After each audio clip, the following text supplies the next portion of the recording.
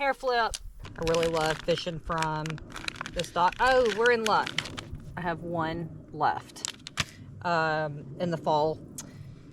I don't know why, but usually in the fall time, if I'm looking to catch bigger bluegill, I can come down on this particular dock and catch them.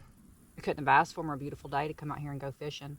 I have to get at this specific angle to get where I think these big bluegill are, which is there are witches. It is spooky season. Happy October. No, but there is a piece of artificial, like man-made fish habitat that's down. And there it is. I don't know if this is a big one. I can't tell yet. I gotta concentrate. I gotta concentrate. This is a nice fish. He's gonna run me all the way around the dock. That's not a bad one. Okay, it's not quite as big as I thought it was, but I do have to be careful lifting him up from the dock like this. Beautiful fish. Because I have that 2-pound test on. Look how beautiful. But my theory was right. It's holding fish. So we're going to keep working. Ow, you just stabbed me. Say goodbye. Goodbye. What a splash. Splash zone. But that is my working theory, is that they're all huddled up around that fish structure, you know, doing bluegill things, staring at each other, just suspended in the water. Bluegill things. It's a matter of 2 feet on either side of that structure. So it's sort of a narrow place to fish. But if you can get it in the strike zone, it can be worth the risk. And that's what we're going to keep doing. I've got to get it a little bit more to the right. Okay, that was it. That is the zone. That is the strike zone.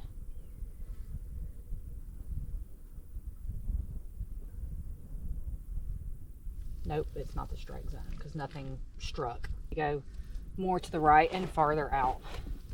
Pivot! Do I have any room to cast here? I don't know. I'm doing this sidearm malarkey. Let's get a big fish. Just can't quite get far enough. Oh wait, that may have been the spot. Yep, that was the spot.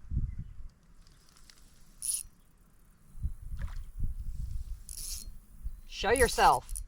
You trying to run me to the other side of the dock? I'm not finna let it happen, big boy. That's not a bad one. This is not a bad one. I'm gonna get it. Ow, I just sat on myself. I just sat on my ankle. Look at, the net is at the main dock. That's not a bad bluegill, you guys. You guys. About to get this one released. You wanna say anything? You wanna say bye? You wanna say bye? Fun catch. So obviously hitting that fish habitat is always a good thing because it's going to be full of fish. It's always going to hold fish. And that's what we're going to do. We're going to go right back to it. It's also snag proof, which helps dramatically when you're like me. You snag everything. All right, we'll take it. That's a crappie. Lions and tigers and bears, oh my! I know it's been a minute since YouTube has heard from me. I apologize, I really do, but life kind of got in the way. I had so much going on that I'm just going to be honest with you. I didn't have time to really like shoot long form content. If you don't follow me on Facebook or Instagram at Sarah the Closer Parvin, then you may not know, but we had 2 significant fish kills out here in August. The last fish kill, let me bring this bluegill in. The last fish kill we really thought was going to be the end. of the slab lab. Just so happens that it was not, that was a quick release, the end of the slab lab. We did lose some intermediate size class fish. We also lost a bunch of small and like 2-inch size fish. It was devastating. And we've spent the last couple of months recovering from that. We have recovered very well out here with a majority of our biggest fish surviving both of those kills, which doesn't make a lot of sense if you know anything about pond management, because normally if you're in the danger zone and you're having a fish kill, it's your biggest fish first. That's not what happened out here. So we have spent the last few months really just babying everything out here. We've still continued with our feeding program. Hello, darling. And Dad and I have worked really hard to make sure that those type of events do not happen again. So, oh, about dropped the rod, the rod. This is an old school G Loomis 5-foot ultralight. We cannot lose it in the slab lab. But I do want to tell you, I'm going to be doing my best to put out more content that is long form, that is for YouTube. And I've got some stuff that I'm going to be posting on shorts that will catch you up, because even with those fish kills, we have had giant bluegills that have been caught out here. I also caught my personal best smallmouth out of a lake here in Alabama.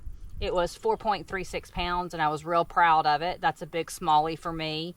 We don't get them as big as people up north do, so that's a pretty decent size. I'm happy with it, but I will be trying to chase down the 5-pound smallie along with the 5-pound copper nose, which that wasn't it, but he threw me in the tree.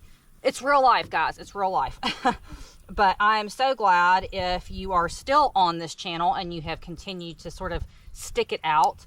It means a lot to me, and I'm going to be posting. It's probably going to be a shit show of content because, you know, long form content's really not my forte, but I'm going to do better. And yeah, there's a turtle watching me talk to you right now. But really, I've just been tending to the bluegills and fishing out here a lot and enjoying life and trying to make it through this crazy real estate market that has changed. Let's put it nicely. It has changed very drastically over the last few months, and it's, you know, it's just tough times all the way around. So any questions that you want to ask me, leave them in the comments. I try my best to answer everything, but sometimes I just forget stuff. As you can see, it's October. Our bluegills are perfectly fine. So, okay, where are you running me way over there? Wait a second. Okay, come back over here. It's a nice bluegill. Slab lab bluegills. This is a fat, thick fish. Hang on. They don't like to be like that. Gorgeous bluegill. That is a gorgeous bluegill. We're all good, guys. Right in my mouth. Would you rather see more of the pond management aspect? Do you want to know more of the science and biology piece of this? Do you want to know more about the bluegills in general? Do you want how-to videos? I mean, you tell me, like, what do you want to see? What are you clicking on my channel to see? I think it's important that I curate videos that interest you and that answer questions or that help you. So whatever it is you want to see, you got to let me know. Bloopers are always free, just like hook sets. Anyway, with all that being said, I'm going to wrap up this video. It's not really going to be long form. It's not going to be that long of a video, but I did just want to check in with you and say hello and let you know that there is more to come. And yeah, that's it. So I wish you all a very, very happy day or night. I don't know when I'm posting this, but I hope it's happy. That's what I hope for. Yeah, peace out from the Slab Lab.